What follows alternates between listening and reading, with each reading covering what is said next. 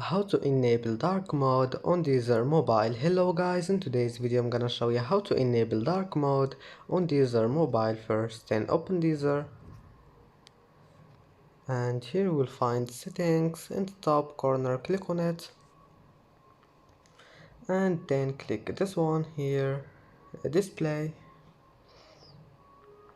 and as you see here you will find dark mode. Now all you need to do is just click on it, click on dark mode, and as you see now Deezer have been turned to dark mode, and that's it. Now all you need to do is just go back, it will be saved, and that's it. It's easy.